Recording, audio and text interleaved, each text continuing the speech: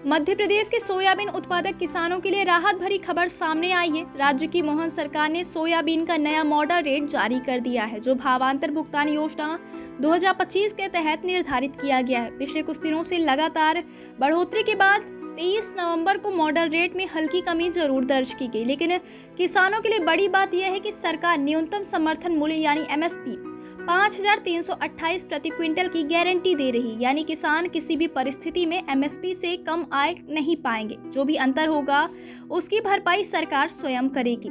राज्य सरकार द्वारा रविवार 30 नवंबर को जारी किए गए मॉडल रेट के मुताबिक सोयाबीन विक्रेताओं के लिए मॉडल रेट 4,282 प्रति क्विंटल तय किया गया। यह दर उन किसानों पर लागू होती है जिन्होंने अपनी सोयाबीन की उपज को मंडी प्रांगण में बेच दिया है। इस मॉडल रेट के आधार पर ही तय किया जाएगा कि किसानों को भावांतर योजना के तहत कितने रुपए की सहायता राशि मिलेगी।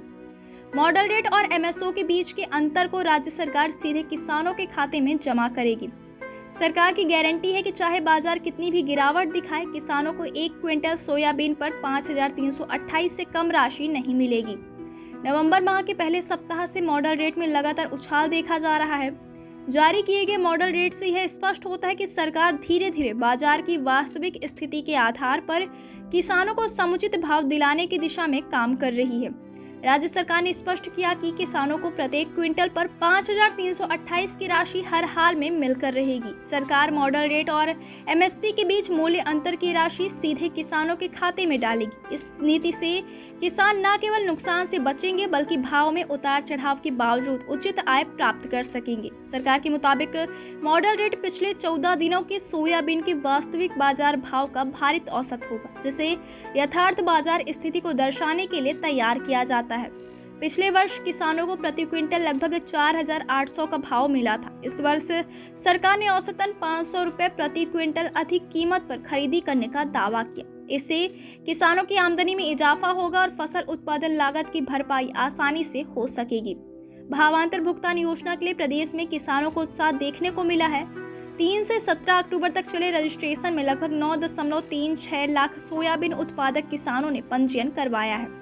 इससे पता चलता है कि किसान इस योजना को लेकर काफी उम्मीदें लगाए हुए हैं और भावांतर योजना को समर्थन भाव की एक ठोस सुरक्षा के रूप में देख रहे हैं।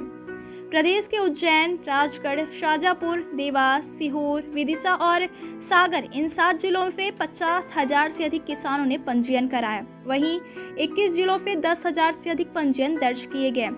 सोयाबीन प्रमुख फसल होने के कारण इस योजना में पूरे प्रदेश की भारी भागीदारी नजर आ रही है।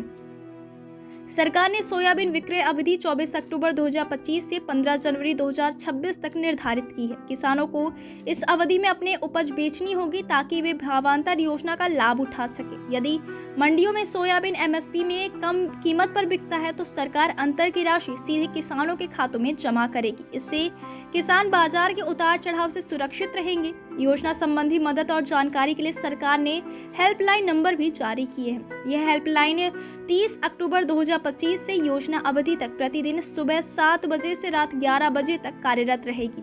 किसानों को शिकायत, पूछताछ या किसी प्रकार की समस्या का समाधान इसी नंबर पर मिल सकेगा। सोयाबीन मॉडल रेट में जारी बढ़ोतरी और मूल्य अंतर भुगतान की सरकारी गारंटी किसानों के लिए एक मजबूत सुरक्षा कवच साबित होगी। विक्रय अवधि, पंजीयन की संख्या और MSP की गारंटी को देखते हुए यह योजना किसानों की अर्थव्यवस्था पर एक सकारात्मक असर डाल सकती है।